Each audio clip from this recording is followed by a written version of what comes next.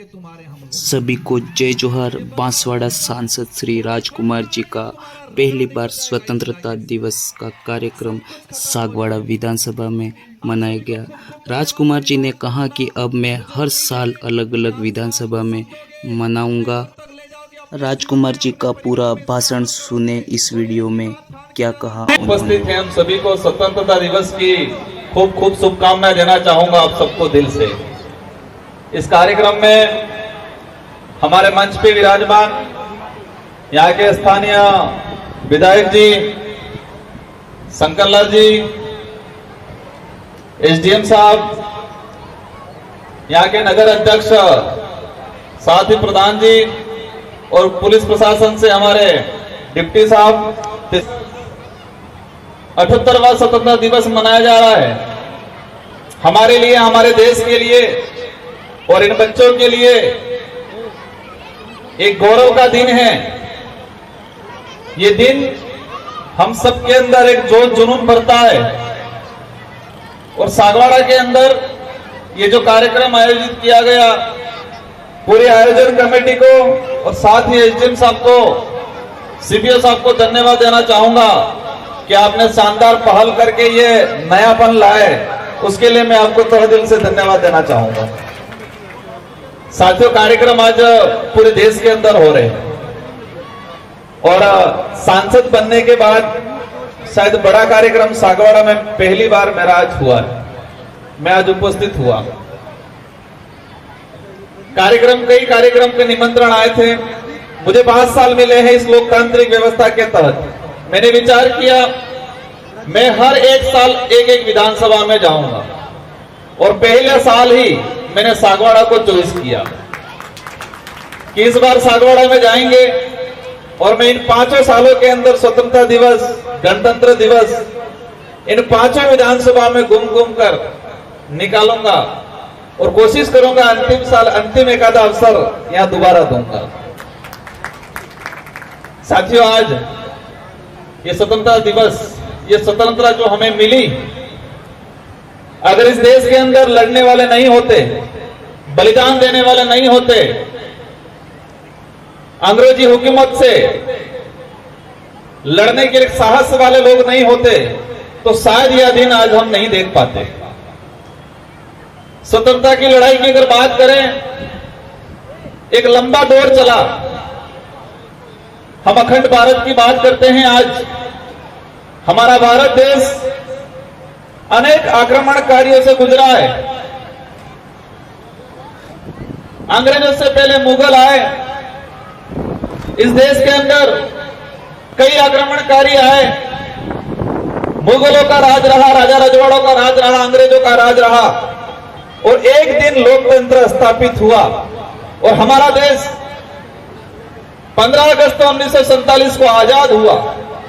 वो पल ऐसा होगा, उस रात को, उस दिन इस देश की जो जनता क्या सोचती होगी, एक सुकून भरा महसूस किया होगा, कितने खुश हुए होंगे वो लोग। आज हम 78वां स्वतंत्रता दिवस मना रहे हैं। आज हमें खुशी है कि हमारा देश 1947 को आजाद हुआ था, लेकिन 1947 15 अगस्त 1947 के दिन जो तात्कालीन जो लोग थे, उन्होंने कितनी खुशियां मनाई होगी। उस दिन कल्पना की थी कि ये जनता का राज आ गया और उसी इस लोकतंत्र को व्यवस्थित स्थापित करने के लिए नियम कायदे बने। 26 जनवरी 1950 को हमारा संविधान पूर्ण रूप से लागू किया गया इस देश के अंदर और यह संविधान हमारे देश का एक शानदार विधान है और कहते हैं विश्व में सबसे बड़ा संविधान हमारा है और यह सच्चाई है। इसमें हर वर्ग के लिए, हर धर्म के लिए, हर जाति के लिए प्रावधान कर रखा है ताकि हमारा देश ग्रोथ हो। हम कहते हैं हमारा देश महान देश है और है भी सही। हमारे देश का कोई भी प्रतिनिधित्व विदेश में जाता है, उसकी पहचान जब मंच पे होती है, कहते हैं कि ये उस देश से आता है या उस देश से आते हैं। एक अखंड भारत है, एक विविधता वाला देश है और विविधता होने के बावजूद भी एकता है, और ये महान देश से आते हैं, ये संबोधन दिया जाता है हमारे देश के। अगर प्रधानमंत्री जाते हैं, राष्ट्रपति महोदय जाते हैं, कोई भी जाता है, पहचान हमारे देश की महानता से होती है वहां। और ये देश महान इसलिए है कि इस देश के अंदर अनेक धर्म हैं, अनेक संस्कृतियां हैं, अनेक जातियां हैं, इसके बावजूद भी ये देश मजबूत है, इसलिए इस देश को महान कहा जाता है। साथियों, हमें कहते हैं हम राष्ट्र हितैषी, राष्ट्रभक्त। राष्ट्रभक्त की परिभाषा क्या है? किसको हम राष्ट्रभक्त कहेंगे? राष्ट्रभक्त की परिभाषा मेरी नजर में हमारा एक शानदार ग्रंथ है जो संविधान है। हम संविधान को मानेंगे, संविधान को पूजेंगे और संविधान के आधार पर चलेंगे तो ही हम राष्ट्रभक्त कहलाएंगे। और हम संविधान को नहीं मानेंगे, संविधान के आधार पर नहीं चलते हैं तो हम राष्ट्रभक्त नहीं कहलाएंगे। साथियों, इस देश के अंदर रहने वाली जनता के लिए मौलिक अधिकार बनाए गए, मौलिक कर्तव्य बनाए गए, और मेरी नजर में वो राष्ट्रभक्त है जो मौलिक कर्तव्यों का निर्वहन करे। और मौलिक कर्तव्य ये कहता है कि संविधान को मानना है, समान भाव से सभी को देखना है। मौलिक कर्तव्य कहता है वही राष्ट्रभक्त है कि इस देश की सरकारी संपत्ति को अपना माने और अपना मान के उसकी रक्षा करे, उसकी सुरक्षा करे, वही राष्ट्रभक्त है। हम देखते हैं हमारे इलाके के अंदर या कई देश के कई कोनों में हमारा घर की सफाई, घर का ध्यान पूरा रखते हैं, लेकिन हमारी सरकारी स्कूल है, सरकारी भवन है, वहां नजरिया बदल जाता है, कहते हैं ये तो सरकारी है। सरकार कौन है? हम सरकार है। इस देश की जनता है वो सरकार है, क्योंकि हमारी संपत्ति है वो। मौलिक कर्तव्य कहता है कि सरकारी संपत्ति की रक्षा करना, उसका आदर करना, वही सच्चा राष्ट्रभक्त है। तो हमें ये नजरिए को बदलना पड़ेगा। हम देखते हैं कई जगह सरकारी संस्थाओं में असुविधा रहती है बहुत ज्यादा। हमारी सबकी जिम्मेदारी है कि इस देश की संपत्ति की रक्षा करना है। एसडीएम साहब बता रहे थे, उन्होंने शानदार पहल की, मुझे अच्छा लगा आज आके। इस देश में जो अच्छा काम करेगा उसको पूजा जाएगा, और जो अच्छा काम करता है उसकी जाति क्या है, धर्म क्या है, वो पुरुष है या महिला है, वो नहीं देखा जाएगा। उसने अच्छा काम किया उसको जाना जाएगा। और एसडीएम साहब, आपको भी कहना चाहूंगा, आपने अच्छी पहल की। अनेक एसडीएम आए होंगे, आपके बाद भी आएंगे, लेकिन आपने अच्छे विचारों से, दिल से अच्छा काम किया है तो आपके कार्यकाल को पूजा जाएगा, आपको याद किया जाएगा। इस देश के इतिहास में हम उठा के देखते हैं, हम किसको मानते हैं जिसने अच्छा काम किया? हम गांधी जी को मानते हैं, अंबेडकर जी को मानते हैं, बिरसा मुंडा जी को मानते हैं। हमारे इस इलाके की बात करें, गोविंद गुरु को मानते हैं, भोगीलाल पंड्या जी को मानते हैं। हर वर्ग का व्यक्ति मानता है। मैं एक बार अभी छत्तीसगढ़ गया था, मैंने देश के अंदर एक अलग सी चीज देखी। संविधान मंदिर बना हुआ है छत्तीसगढ़ के बस्तर में, संविधान मंदिर। मैंने गूगल पे सर्च करके देखा कि देश में एकमात्र संविधान मंदिर बना हुआ है बस्तर के अंदर। मैं गया वहां, मैंने जाना इसके बारे में।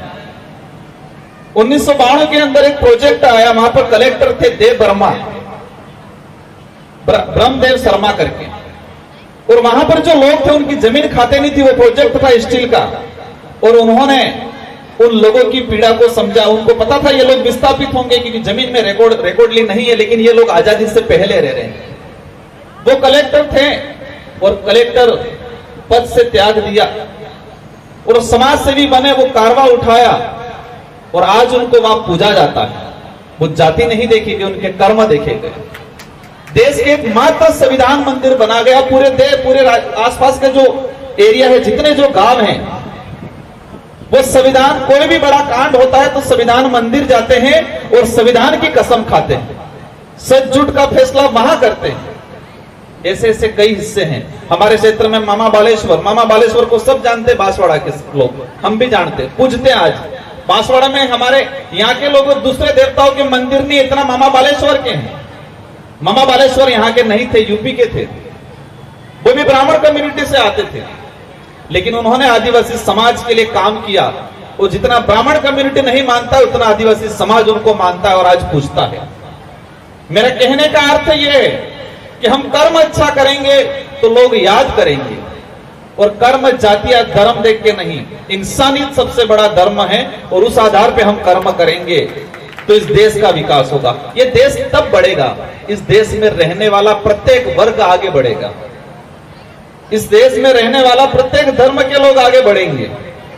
और हमारा देश का संविधान इतना शानदार है, हर चीज की स्वतंत्रता देता है।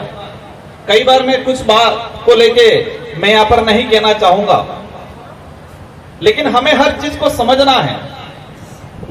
कोई व्यक्ति कह रहा है, उसका तर्क क्या है, उसका कारण क्या है और उसका उद्देश्य क्या है। ये देश हमारा है, हमारा क्षेत्र है, मैं सांसद हूं, मेरी जिम्मेदारी है इस क्षेत्र का प्रतिनिधित्व करना, और मुझे 5 साल का अवसर मिला है। और मैं इस कार्यक्रम के माध्यम से आप सबको आश्वस्त करता हूं कि अवश्य इस क्षेत्र का शानदार प्रतिनिधित्व करेंगे। और मेरा एक उद्देश्य है, इसमें आप सबका साथ चाहिए। शिक्षा के क्षेत्र में क्रांति लानी है हमें, और वही इलाका बढ़ता है जो शिक्षा के क्षेत्र में क्रांति लाता है। हमारे इलाके में एजुकेशन के मामले में हम डिग्रियां जरूर प्राप्त कर रहे हैं, लेकिन क्वालिटी वाला एजुकेशन प्राप्त नहीं हो पा रहा है, और ये हमारी सबकी जिम्मेदारी है। मैं पहल करूंगा, आप सबका इसमें साथ सहयोग चाहिए। हमारे एमएलए साहब हैं यहाँ, प्रधान जी हैं, हम सब मिलके, हमारी राजनीतिक लैंग्वेज अलग हो सकती है, लेकिन क्षेत्र का डेवलप, क्षेत्र का भविष्य की लैंग्वेज, क्षेत्र के भविष्य की भावना हमारे सबकी एक होनी चाहिए। क्योंकि लोकतांत्रिक व्यवस्था में पार्टियां बनेगी, सबके अपने अपने विचार होंगे, लेकिन क्षेत्र का विकास की बात होगी, भविष्य की बात होगी, हमें सबको मिलके। और मुझे पूरा भरोसा है कि हम सब मिलके इस क्षेत्र के डेवलप को लेके, एजुकेशन को लेके, यहाँ का जो कुपोषण बढ़ रहा है, यहाँ पर जो बच्चे शारीरिक रूप से कमजोर हो रहे हैं, इन सारी कमियों को दूर करने के लिए नहीं पहल लाएंगे। मैं समझ रहा हूं आज कार्यक्रम काफी लंबे चौड़े होंगे, कई बच्चे तैयार होकर बैठे होंगे, विचार कर रहे होंगे हमारा नंबर कब आएगा। हमारी 3 बालिका खड़ी भी हो गई है, लेकिन मैं अंत में यही कहना चाहूंगा, ये देश को मजबूत करना है, और मजबूत तभी हो पाएगा कि हम सब मजबूत होंगे, सब क्षेत्र के लोग मजबूत होंगे, सभी जाति के लोग मजबूत होंगे, तो ही ये देश मजबूत होगा। और एक बात आप सब याद रखना, इस देश पे जब भी संकट आया है तो किसी लड़ते वक्त जाति धर्म नहीं देखा गया। देश की धरती, इस माटी को महत्व दिया गया और सबने मिलकर लड़ाई लड़ी। आजादी की लड़ाई में हिंदू भी था, मुस्लिम भी था, ईसाई भी था, सिख भी था, सबने खून पसीना बहाया है इस देश को आजाद कराने में। आज हम देखते हैं महाराणा प्रताप, भारत देश के इतिहास में एक पढ़ा जाता है कि एकमात्र राजा ऐसे थे जिन्होंने मुगलों की अधीनता स्वीकार नहीं की, और उनका नाम आता है महाराणा प्रताप। और हमें गर्व होता है कि हमारे क्षेत्र से और हमारे इस इलाके के उस समय ऐसे शासक हुआ करते थे। उस लड़ाई में कौन लड़ा? उस लड़ाई में सेनापति मुस्लिम भी था, आदिवासी भी था, सबने मिलकर लड़ाई लड़ी। और आज भी इस देश को बचाना है, इस देश को ग्रोथ करना है, मजबूत करना है, हम सबको मिलकर करना पड़ेगा। बाकी हम जातीय धर्म में बढ़ जाएंगे और धर्म के आधार पे सोचेंगे, धर्म के आधार पे काम करेंगे, सक्सेस नहीं जाएंगे। ये संविधान स्वतंत्रता देता है हर व्यक्ति को अपने हिसाब से अपने धर्म को मानना या नहीं मानना। हम सबका सम्मान करेंगे, क्योंकि सबका सम्मान करेंगे, सबको स्वीकार करेंगे, तो ही ये देश महान कहलाएगा। इसी भावना के साथ मेरी बात को मैंने यहाँ रखा। मुझे उम्मीद है आपने सुना होगा, उसको समझा होगा और इसको पॉजिटिव एनर्जी के साथ अमल में लाएंगे। इन्हीं शब्दों के साथ सारे बालक बालिकाओं से मेरा एक ही निवेदन है कि पढ़ाई करनी है, और पढ़ाई पास होने के लिए नहीं करनी है, पढ़ाई जानने के लिए करनी है, खोजना है। इस देश को, विदेश को, इस भौगोलिक स्ट्रक्चर को हमें जानना है, और जान के हमें मजबूत बनना है, और विश्व लेवल पे हमको राज करना है। ये आज तय करके जाना है। इन्हीं शब्दों के साथ आप सबको पुनः स्वतंत्रता दिवस की शुभकामनाएं और उम्मीद है कि आने वाले समय में आप सब मिलके इस कार्यक्रम को और मजबूत बनाओ और शानदार बनाओ। इन्हीं शब्दों के साथ आप सबको जय जोहार, जय संविधान, जय बिल प्रदेश।